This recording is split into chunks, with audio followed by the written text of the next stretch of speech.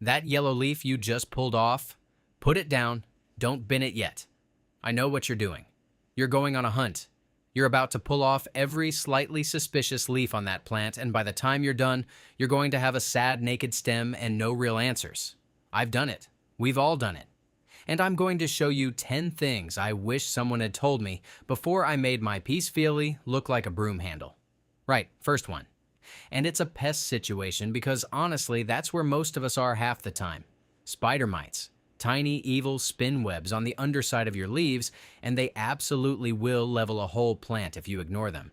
The instinct is to spray the leaves with water and hope for the best. Wrong. Here's what actually works.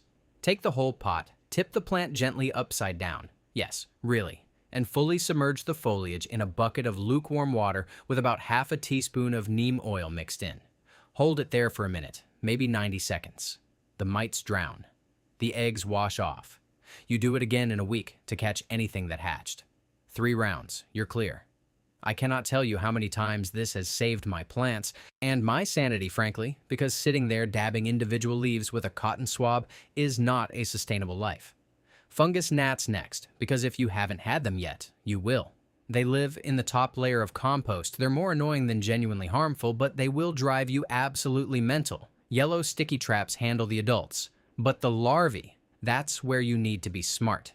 Let the top 2 inches of soil dry out completely between waterings. They need moisture to survive. Deny them the moisture. The cycle breaks. Bonus. Most tropical plants actually prefer it this way anyway. So, the fix to your gnat problem is also just good watering practice. 2 problems. 1 annoyingly simple solution. Okay, watering. This is where I personally went wrong for about 3 years. I had a 6-liter watering can, and I was very enthusiastic about using it. The thing is, most of us water our plants way too much, way too regularly, and we don't actually check what's happening in the soil first. So, get a wooden chopstick, the kind you get with Chinese takeaway that you always mean to use for propagation and never do, and stick it about 2 inches into the soil. If it comes out clean, water. If it comes out with damp compost stuck to it, put the can down and come back in a few days. It sounds obvious, but I genuinely never did this until someone told me, and it changed everything. Also, stop watering in tiny amounts. When you water, really water. Drench it until it comes out the drainage hole. Then don't water again until the chopstick says. Deep and infrequent, always. Now, here's one that sounds mad, but hear me out. Get a turkey baster. Yes, a turkey baster. For your plants. If you have anything in a decorative pot with no drainage, and I know you do, we all do, the turkey baster is the single best tool you own for sucking out the water that pools at the bottom and causes root rot. After watering, give it a couple of minutes, then suck out the excess. Your roots will thank you. Your carpet will thank you. I've recommended this to everyone I know, and they all think I'm unhinged until the day they use it and then they buy one immediately. No regrets. Propagation.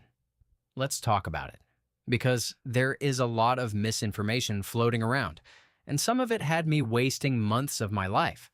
First, a node cutting.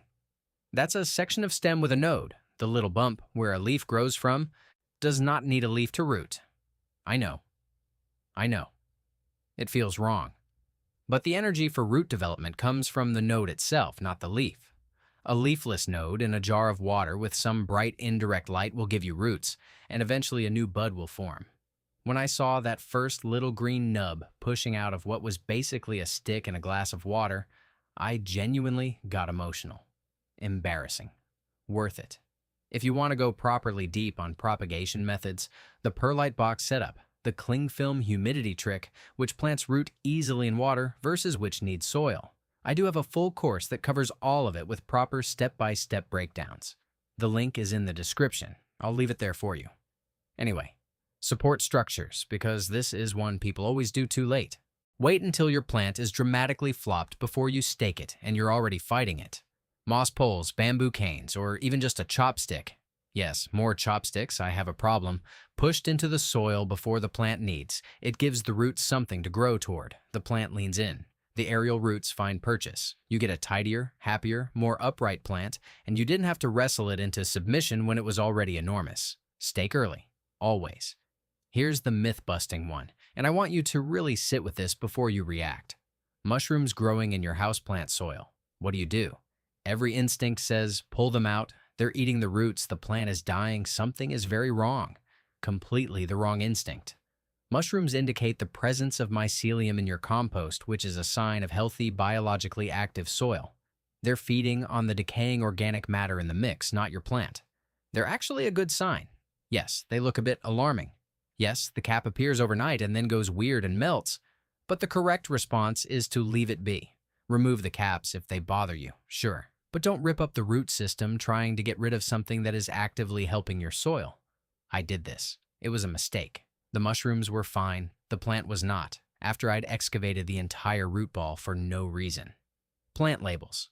No one talks about this, and it has saved me so many times. When you buy a plant, the little plastic care tag that comes with it is the most useful thing in the pot, and it ends up in the bin within a week. Now, I take a wooden lolly stick, write the name and the date purchased directly on it with a permanent marker, and stick it in the soil. Species name, common name, whatever I can remember. When the plant is struggling 6 months later and I need to look up care information, I know what I'm actually looking for. Sounds small. The number of times I've stood in a garden center trying to identify a plant I already own because I couldn't remember if it was a Dracaena or a Sansevieria. Honestly, embarrassing enough that I've made the label sticks a non-negotiable part of the whole operation. Right. Last one, and this is the one that I think actually changed how I think about all of it. Get a light meter, not an expensive one. There are apps, there's a 15 quid device, whatever you can access. And then go to where you actually keep your plants and take a reading. Because here's the thing, my house is nowhere near as bright as I thought it was. I thought I had a bright room. I had a medium room with one decent window and a lot of confident assumptions. Half my plants were in conditions that were genuinely too dark for them to thrive, and I was blaming myself for bad watering, when the problem was they simply weren't getting enough light to process what I was giving them. The reading doesn't lie. The reading is very honest with you about your ceiling height and your north-facing windows and the tree outside that you forgot was there. Once you know the actual numbers, you can place your plants where the conditions genuinely suit them, not where they look nice, not where you hoped the light would be, where it actually is. And then watch what happens to a plant that's in the right spot.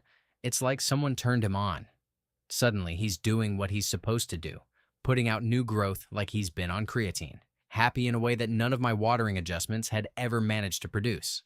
Right, drop a comment and let me know which of these you're actually going to try first. And I'm going to guess most of you are immediately going to go find a turkey baster, which, look, I stand by that completely.